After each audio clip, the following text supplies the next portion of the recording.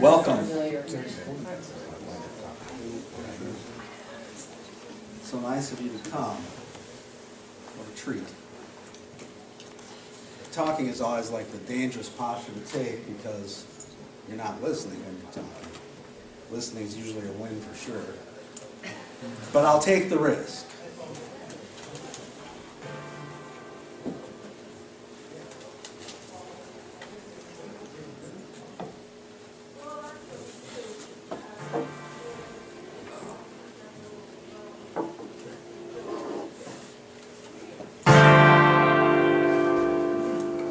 It's been a hard day's night.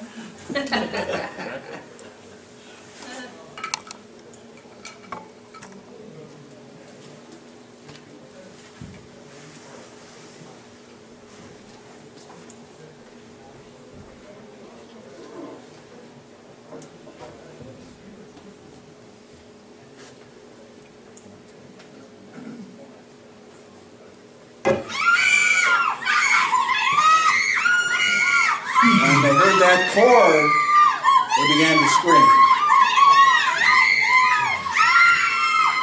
Why did they scream? They screamed, they cried, and they fainted. This was 50 years ago. They heard that chord, and it went out across the world. And the young females cried, screamed, and fainted the world over. They cried and screamed and fainted in Chicago, in Seattle, in New York, in Buenos Aires, in Germany, in the Soviet Union. They cried everywhere. Why did they cry and scream? The boys would have screamed, but we were not then, as we are not now, fully engaged as human beings. Or we would have just cried and screamed and fainted. So significant was that chord.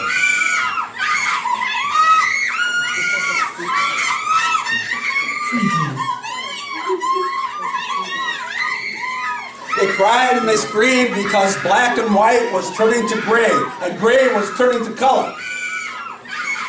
They cried and screamed because World War II was far behind. Korea was done, and the quietude and relaxation of the Eisenhower years was over. They cried and screamed because color had arrived. The wonderful world of color, as Disney put it. They cried and screamed because they somehow unconsciously anticipated what was to come. Peter Max and Andy Warhol, Lady Gaga, and they cried and screamed and fainted. They cried and screamed and fainted because of the bullets that were to come. The bullets in the heads of John and Robert Kennedy. The bullet in Malcolm X. The bullet in Martin. The bullet in Medgar. The bullets that flew in Vietnam. The bullets that flew on Kent State. They cried and screamed because of long, beautiful hair. They cried and screamed because nothing would ever be the same. They cried and screamed because of the pills. The birth control pill. There would be sex. Ecstasy, LSD, SDP, DMT. They cried and screamed because of the tons and tons of marijuana that would be smoked. They cried and screamed because the hippies were coming for the summer of love, and hate and Ashbury was an intersection that would forever live and resonate among us.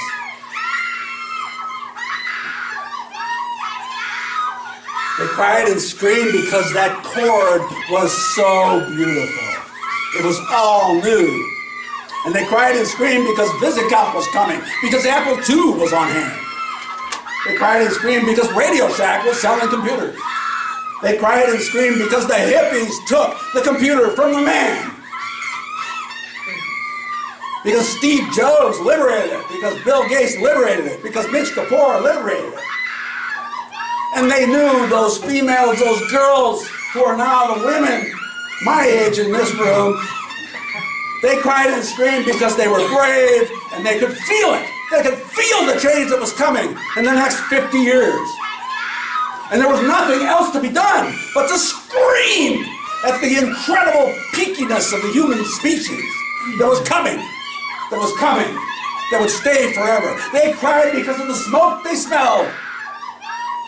The smoke of burning children in churches, black flesh, in the civil rights era. They smelled the smoke of monks burning on embassy doorsteps. They smelled the smoke of Attica, Watts in LA.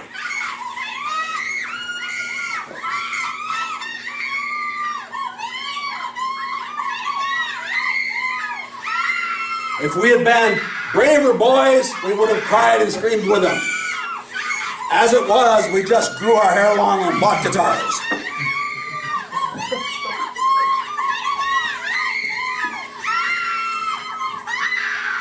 They cried and screamed because the computer era, once seized from the man by the hippies, once the hippies had stopped the war in Vietnam, once they retreated into the desert and burnt men, they smelled that smoke too, the smoke of burning men.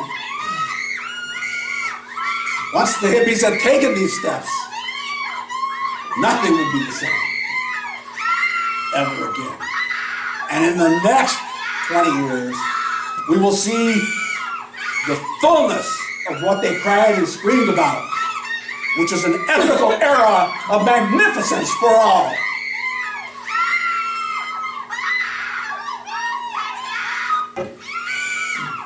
Okay, I guess we got enough screaming.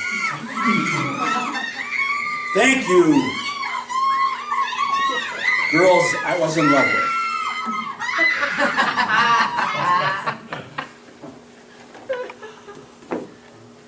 That chord, it resonates still, it's heard still, it's ringing still. And it was new and strong, pure and good. And it was a new thing for all the species, not just for some. That chord has really sparked controversy in the world of music as a technical matter. What is that chord? To this day, they argue about it. George Harrison, shortly before he died, confessed. He took his 12-string guitar and he tuned it to his own specifications. It was not a chord that came standard. Someone played it for him once and he went, "How did you do that?" I made it so no one could ever do that.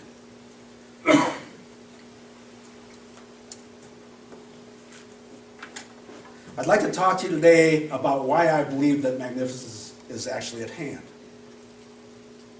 And I mentioned briefly this morning that I think it has to do with casting reason in silicon, with putting virtuous behavior, or what could become virtuous behavior, in silica viva.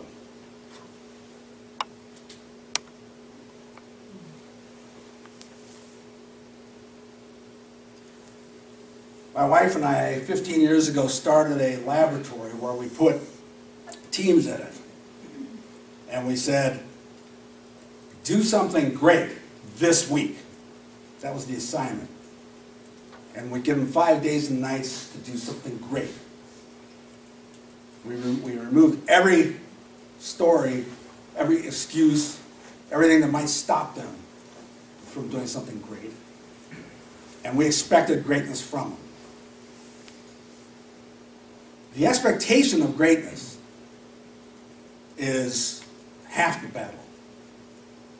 And I'd like to go back, not back 50 years, but back 2,300 or whatever it is, to Athens, when magnificence perhaps was first realized in Western civilization. During the golden era of Athens, what did they give us? Who can help? Democracy. Democracy? Yes. Theater. Theater. Logic. Logic. Philosophy. Laurels, Philosophy. the laurels, He gave us the basics of mathematics the too. pursuit. Mathematics. It's a science. They gave us, many people argue, they gave us our own consciousness. And every time that people have required renewal or sought it, they've gone back to Greece, as we are now in this room, going back to Greece. And looking at what they achieved. Now, what do you suppose, how do you suppose they did that? That seems like an awful lot to achieve. What period of time did it take them to do that? How long did it take to do that? Pardon? 30 years, did someone say that? It was around 30 years or 50 years, 30 to 50 years. Now, I have the belief that we only get about 100 geniuses per century, tops. Probably more like 10, if you took genius really seriously. So 10 per century out of 3 billion or something. To me, that seems about what we do. Now, we might get more, but we tend to like kill them. Stone them. I'm reminded of Stravinsky, who before that chord, that mystical chord we just heard, invented his own dissonance, which paved the way, and launched the Rite of Spring, his greatest introduction to the world of atonality, and launched it in Paris in 1919, I believe. And what do you suppose the response was? What do you suppose our response was? The riot. It was to riot and to attempt to stone him. They booed him, They booed him with rocks. We have violated everything. Pardon? Violated everything. Yes, he had violated everything. Creativity always creates discomfort before it creates acceptance. So that's how we kind of treat geniuses, typically. The ones that persist, that have that weird combination of brilliance, talent, and creativity, and the mutation that enables them to persist, to tunnel around, to triumph, to show up, to finish their work. Very rare conditions, right? Very rare. And yet, in Athens, there were somehow hundreds in a 30 or 40-year period. So there must be a very large population they were drawing from there in Athens, huh? What was it? How many people were in Athens? Somewhere between 1 and 200,000. So, what is it? What did that? The Socratic method. I'm sorry? Socratic method of conversation. Well, Was the conversation was beautiful. It was one more art, kind of. It was partly their Steve Jobs character who ran the place. A dictator like Steve Jobs, who was a benign dictator for the most part, like Jobs, but who demanded and expected greatness from the people who lived around him.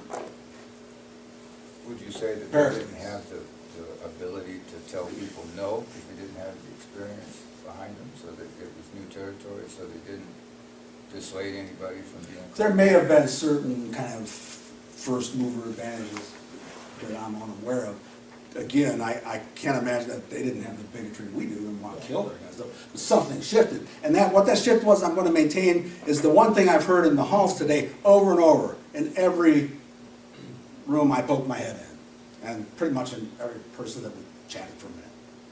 That we danced. And that's the word culture. Everybody's talking about culture. Well, what the hell is culture? Somehow the culture of Athens generated that greatness, that magnificence, which, after a long decline, Western civilization checked them out. Can you imagine what it would be like then to discover those books? To be the one from, I don't know, Italy, wherever, to discover the books of Greece? Holy shit! Well, look at this! I mean, that must have been a good day. And that gave birth to the whole thing again. The whole same thing that happened in Athens just started happening in the Western world. They called it the Renaissance. Years later, it happened again, and they called it the Enlightenment. And now it's happening again. I think we're going to call it, I don't know for sure, of course, but I think it will be called the transformation. Because our consciousness, our very consciousness, is transforming.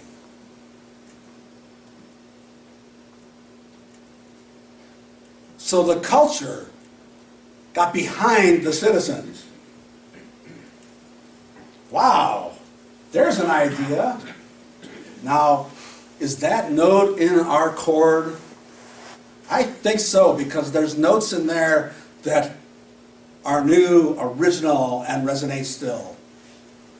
And one of them is a culture of love, just like we had a summer of love. And by love, I mean a culture that gets behind the citizens, and the citizens get behind each other. That's what we're talking about. And to some extent, this has started, this is well underway. I mean, this is a part of the last 50 years, which is why I gave the prelude poem I did. It's the fullness of that moment, of that chord.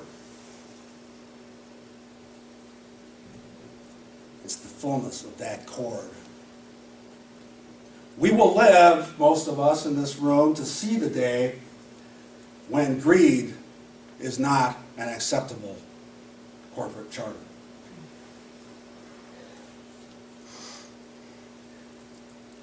We will live to see the day when Redmond or Palo Alto is as glorious as the Parthenon.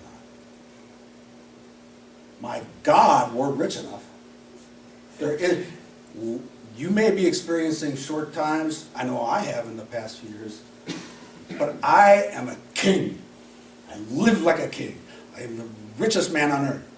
And the wealth of our society is unparalleled. My God, Microsoft had much more money than Rome ever saw in absolute terms of value. So as our nobility, our high-tech nobility, becomes more noble and ennobled by the migration of our consciousness, we will see patronage, civic projects. We will see beautiful, for example, beautiful public buildings dedicated to the discourse of the citizenry, perhaps even in Missoula, perhaps even today. And how did that come about? By the transformation of Harold's consciousness, by his connection with, among other things, the software world. Now, I know there are those of you in here who say you are not programmers, and I'm just going to say, yeah. I used to work at Bell Labs, and prior to my era there, they were worried because they were going to have to make everybody in the world a telephone operator, which is precisely what they did.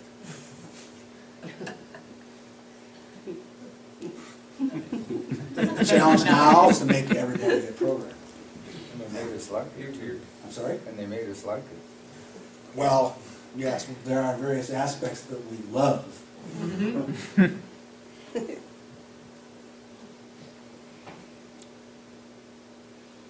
Bell Labs, that was a great place. Anyway, that's another story. So, I mentioned today that software is kind of, in my view, a big part of this. And what's happening is that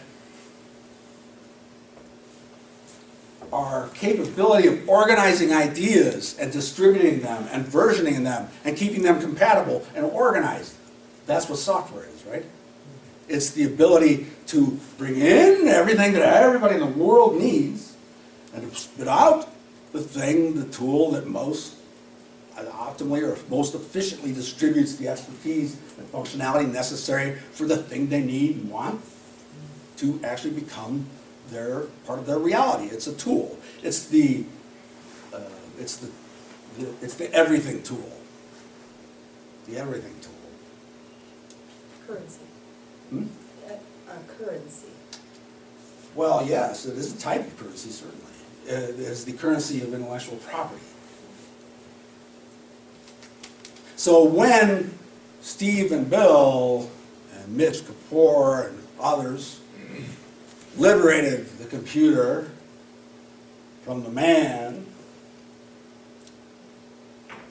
they just got fabulously wealthy and then really hammered home this intellectual property idea. And then there was a guy called Richard Stallman came along and he just was subversive of that whole thing and created open source. Free software. Free as in freedom, not as in beer. I always love that line. He was a hacker. The hacker ethos will be seen by future generations as our Plato and Socrates, our philosophical zenith, that which culminated the song begun in that chord, will be the hacker ethos. Suspicious of illegitimate authority, undermining of it,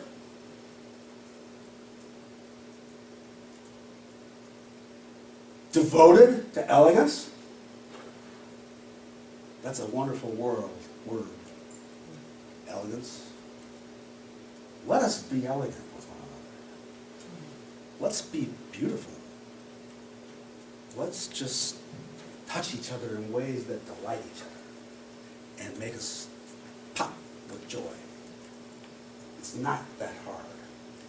It's a matter of tweaking your consciousness into that sphere of like, oh, I'm talking to a beautiful human being.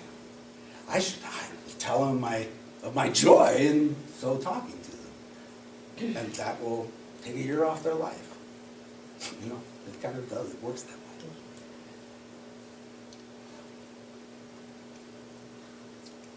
The hacker ethos is our philosophical zenith.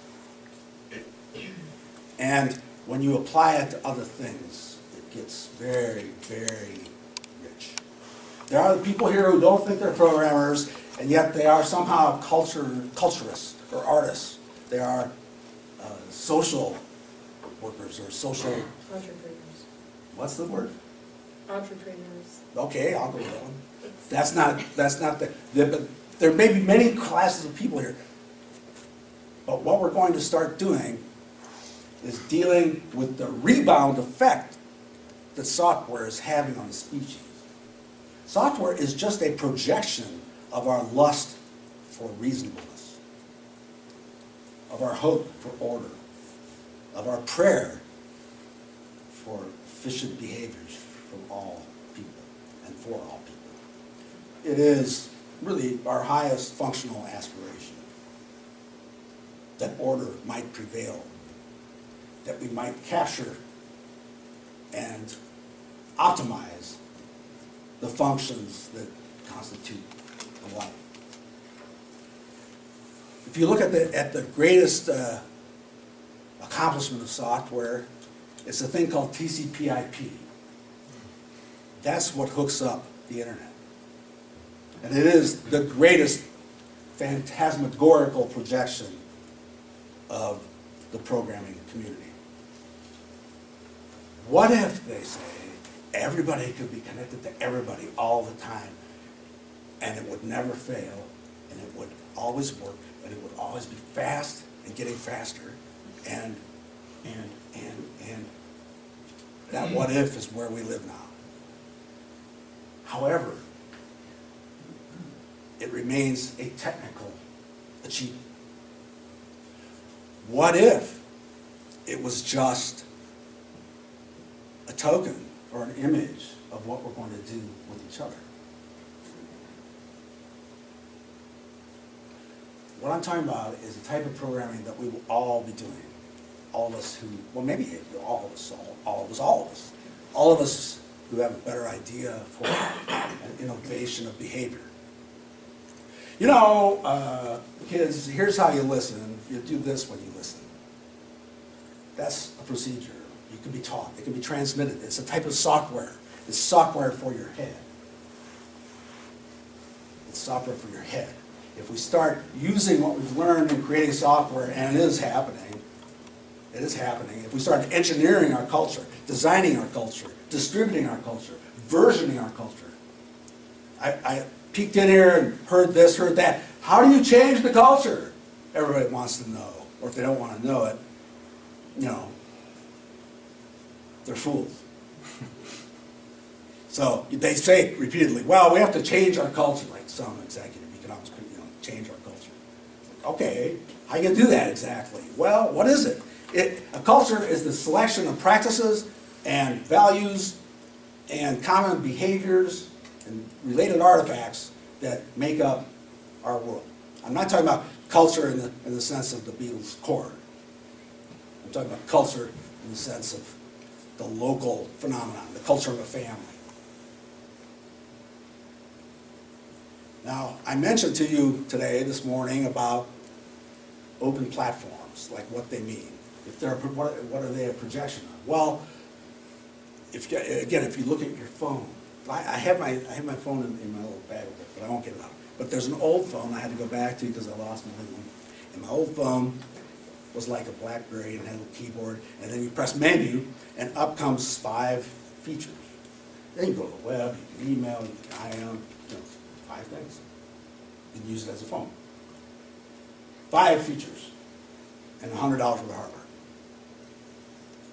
Now, I go to my phone that has based on an open platform, and it has 500,000 features. 500,000 features, that same $100 worth of hardware. That's the difference between communal effort of the civilization and 20 engineers trying to do the whole thing themselves, like fools. So, in our laboratory of making great teams, we try to watch and note what worked, what enabled them to do something great. And we wrote it down and carried it to the next team. And so, in this process of learning from one team and handing it to the next, we gradually created a set of procedures that will yield a great team for any group of people that wants it. And by great team, I mean a team in a state of shared vision that speaks in half sentences, that laughs more than they cry. Unless we count tears of joy. In fact, I've had this feeling all day today that I am not going to escape this building without crying. Because it's time to scream again. And I'm not going to skip it just because I'm a man. I'm going to scream my ass off. Because I'm so happy. I'm so happy to be among you here in some of the good example of some of this first fruits of magnificence. It's so good. You know, what you're doing here is so good and it's so beautiful, and I'm so happy to be in it. And to honor our indigenous forebears. I mean, not just by naming a building after them, but by embracing their philosophy unconsciously. Right? If you look at what the things Harold put up there about walk 2 feet, love 2 feet, and it ends when it ends, it starts when it starts, who's there is supposed to, that is an indigenous philosophy. And it took us 200 years of torturing them to realize it for ourselves. We non-indigenous peoples. But it's beautiful to see. It's beautiful to see. It's just a stunning achievement. And your discourse here today, I hope, tasted as promising as it started out. Did it? Did you have a great day? Yes. Good, so if there's abundant grade, what would that be? Magnificent, yeah, baby. Magnificence. That's everywhere you look, it's great. Everywhere you look. So, we found these things that made this team great, and they were simple things. Conceptually simple, technically simple, but personally challenging. For example, you have to say your emotions to be on a great team in some sort of ordered way. The emotional information has to be said. It can't be enacted and acted out neurotically. For example, you have to know what you want.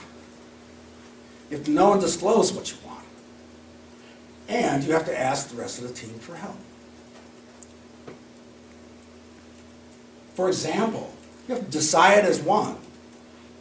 Unanimity is the political system of a great team. Unanimity, not majority rule. Majority rule is folly in teamwork. Because let's say that you have a 40 to 60 vote, and the 60 now must carry the 40. You know, the 40 don't want to do it. See, what are you going to do? Give them the most important assignments? I mean, they didn't want to do it. No, you have to resolve conflict before you behave. You have to have a shared vision. You have to have a picture of the world as it will exist when your work is done. Whatever it takes to get that, you need to do that before you start your work, because you don't know if you're going in the right direction otherwise. You don't know where you're going. You literally don't know what you're doing. Anyway, there's a number of things. These things boil down to protocols, to software for your head. And you can read them, actually go to liveinggreatness.com or mccarthyshow.com, and you can read them here about it. It's called the core protocols. And it can serve, it may well serve, I hope it serves, as the core platform for cultural innovation. So those of you who don't think you're programmers now probably wouldn't mind programming a few people or providing ways for them to connect.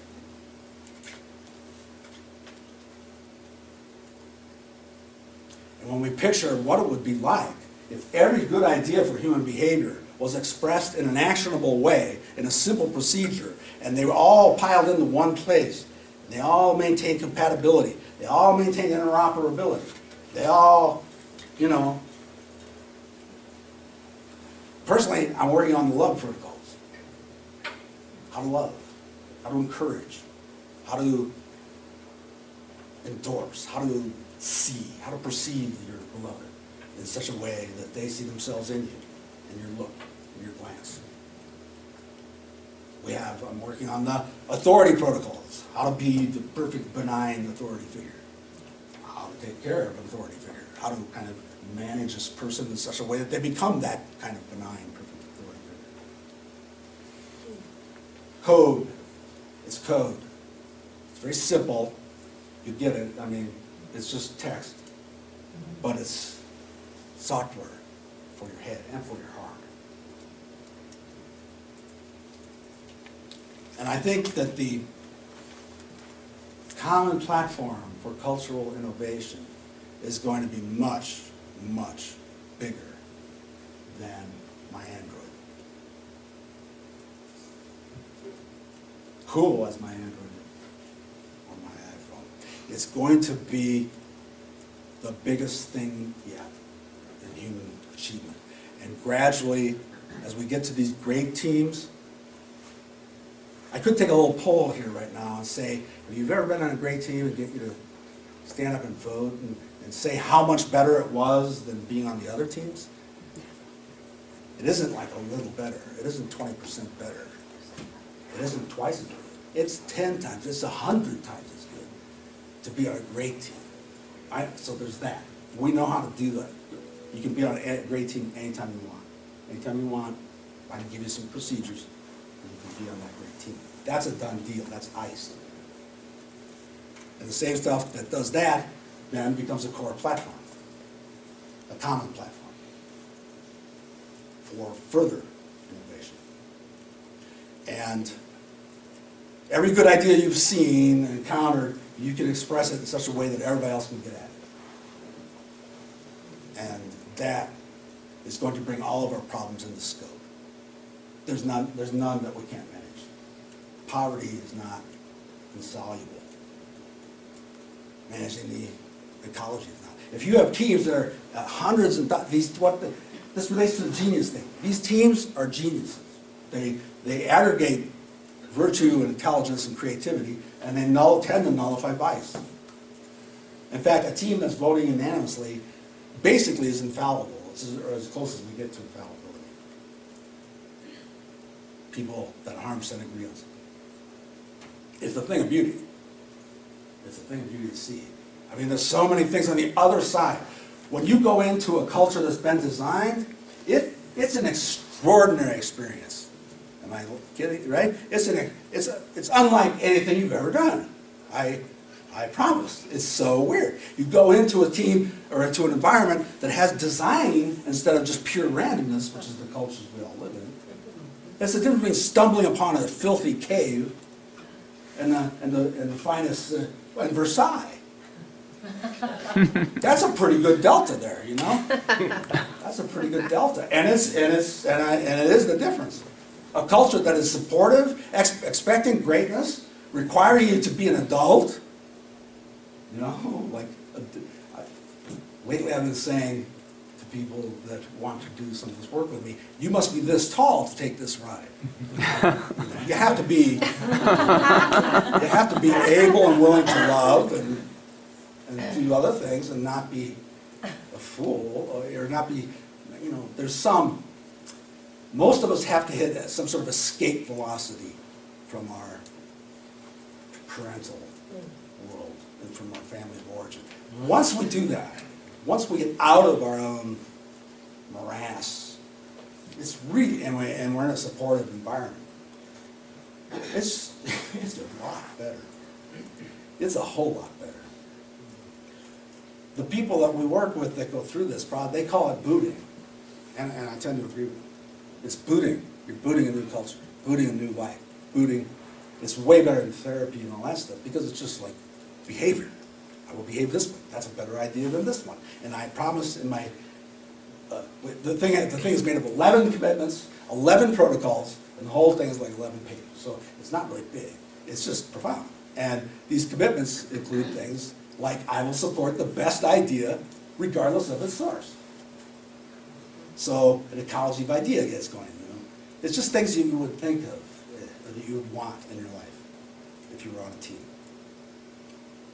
When you have these geniuses, and it's not like, for example, my parents, they would nullify each other. My mom and dad would go, my dad would go, are you going to vote this year? And my mom would go, yeah. And he'd go, how are you voting? And she'd go, straight Democratic. And she'd say, how are you voting? And he'd go, straight Republican. And then he'd go, we don't have to vote. Because we nullify each other. And most teams nullify everybody in there. You don't want to be neutralized. So once that's the other thing is once you have to make unanimous decisions, nobody ever says no unless they really mean it. And if you say no, you veto the whole team. So you're completely empowered. But if you veto the whole team, you must be enabled, or you must be required to have a better idea immediately. That takes everybody else, you know, it's just common sense stuff. But it's beautiful. It's as beautiful as the Bill of Rights. I mean, it's very beautiful. Thousands of people worked on it and created it. It's very beautiful. And it will be of service to you and you to it, or to each other. We'll have millions of virtual geniuses. We'll work anywhere we want because the problem has always been psychological distance and not physiological distance. You can maintain an intimate relationship, a creatively intimate relationship with someone that's mostly not with you physiologically. In fact, there's a tax to being with someone's organism. There's a tax to having your own.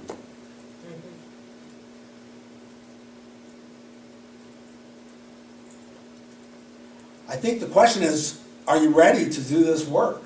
And are you ready to take this opportunity to fulfill your destiny as the lords and ladies of logic and reason? Do you hear that chord? Do you hear those notes? Do they resonate still? Have you had it with war? Have you had it with poverty? Have you had it with harming one another? Because all you need to do is step into design culture and design more beautiful culture. For example, one example like from the home, I taught my children a protocol called checkout. Checkout means every human being has the responsibility and the opportunity to choose to disconnect from some enterprise, some moment. I'm checking out. Nobody else can ask them why. Everybody else agrees they get to check out. You check out when you do something more better elsewhere, or when there's likelihood of destructiveness going on now. And so it's a great protocol for when abusive fighting is going on, or dangerous fighting. And so I told my kids that they could check out. And they do. And I can never, ever take that back. They are now protected from me. And that's very important to me. Because as good as I like to wish I was, the person who's going to hurt those children is me. And they won't let me do that.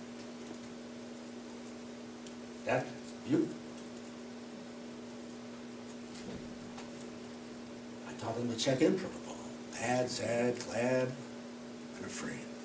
Afraid's all alone. The other's right.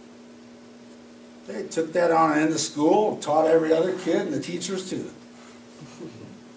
A language for feelings. How complicated is this?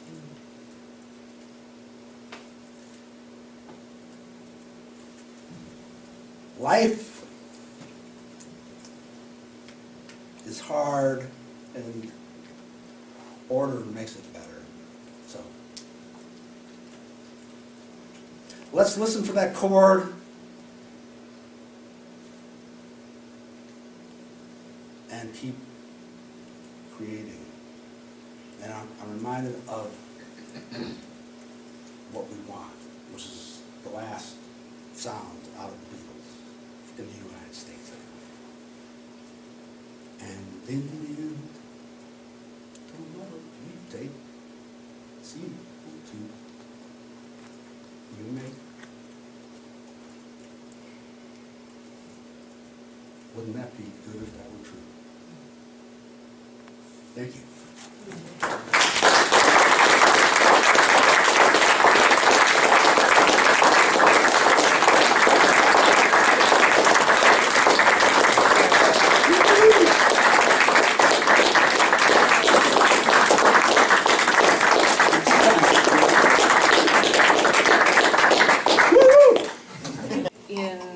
What are the moments where some people call it flow, bliss, when you're at your happiest, your most fulfilling? Yes. What does that look like in your world? What are you What doing? does it look like to others? No, to you. What is it that puts you in your In my zone? zone? Yeah, I don't know what the language is for you. Your happiest, most satisfied, most creative. Well, I just spent like 3 days at my house with some people that came to get whatever it is I give, my wife and I. And it was just great. I mean, it was just great. These are really kind of involved people, and they're going to do enormous things in the world. They're younger, so I could bestow something. And we just fell in love. We just loved each other, like, wow. I could see that they were goddesses. I could describe them as goddesses to themselves. They were two women. And they got it, and they saw it, and they realized that they were, and they wanted to be that, and they were going off planning to be that way from now on. And that's just so much better, and it makes me so happy, and we laughed, you know, because it's funny, the things that we think before we become divine. It's hilarious, right? I mean, so joy is, I guess would say that that's my highest self, is I'm in a state of sublime joy, and I'm creating. A guy interviewed me one time from Malaysia, and he goes, what are you programming now? And I went, well, you, my friend. And in a way, that's true. I mean, you can't really program people, but you can offer them ways to escape, to achieve escape velocity, and then to soar.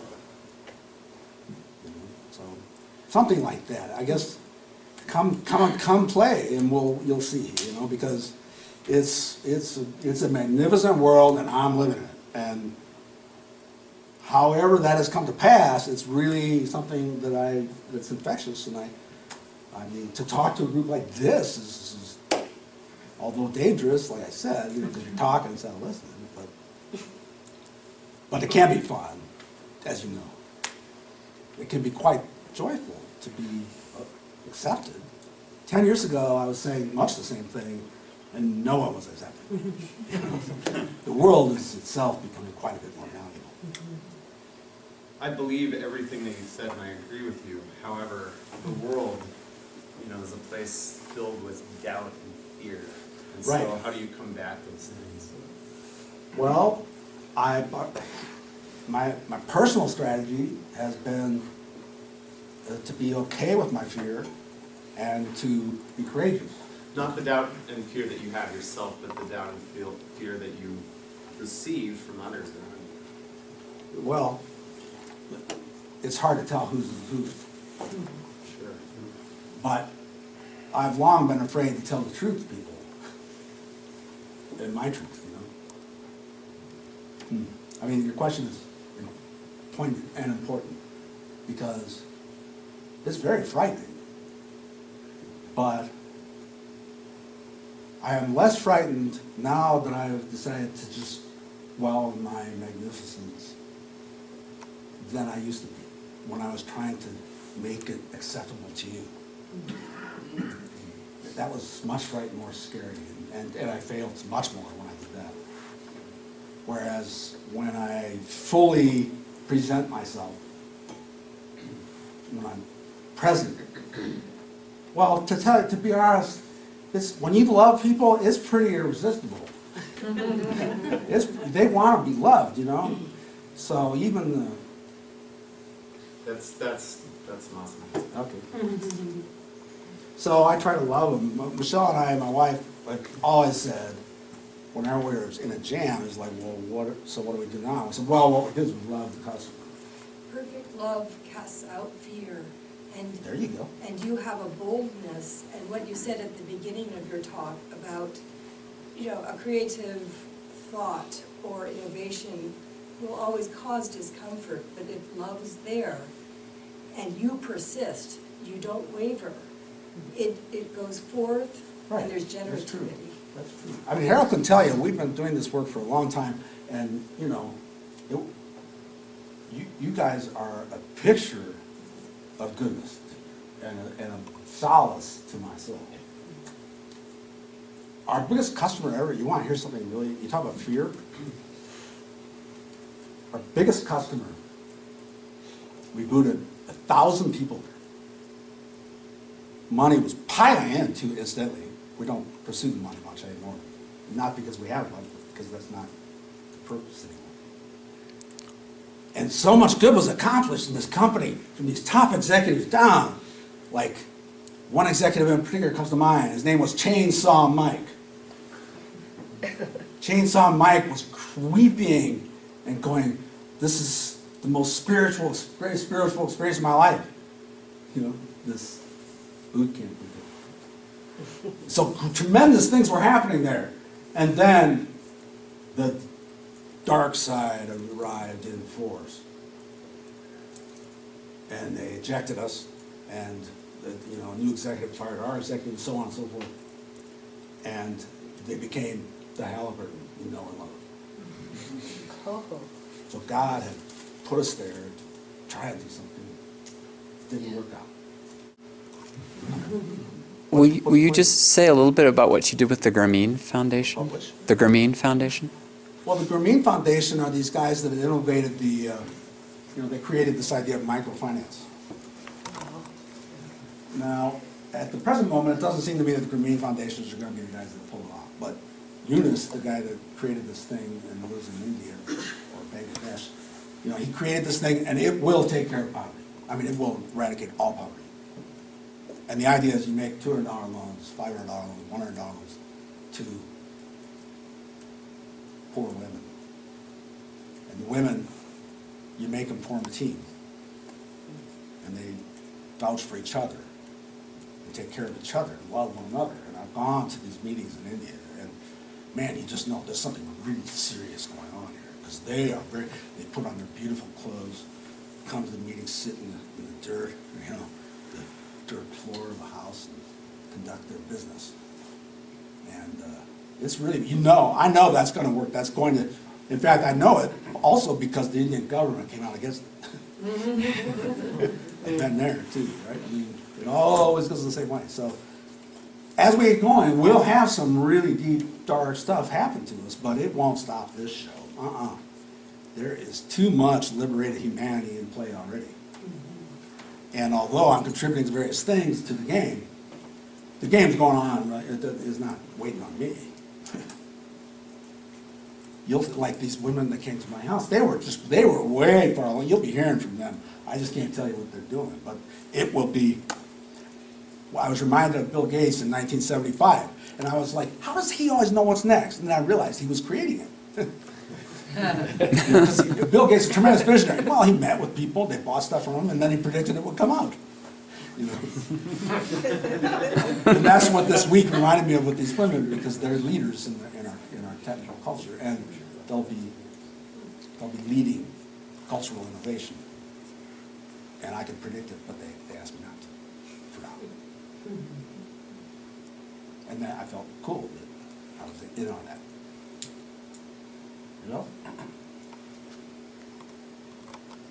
So, good. Everybody can call me and write me and be my friend. It's not impossible. That's what I live for. So, Jim@McCarthy.net, Michelle with 1L at McCarthy.net. We respond to everybody with love and attention until we run out of this. Never have run out. Thank you very much again. What a treat to be with you. Just the feeling in the room is, to me, feels really good. Feels like a place of love. Thank you. Thank you. Yeah. I wish I could dance. Bravo. Bravo. Hallelujah.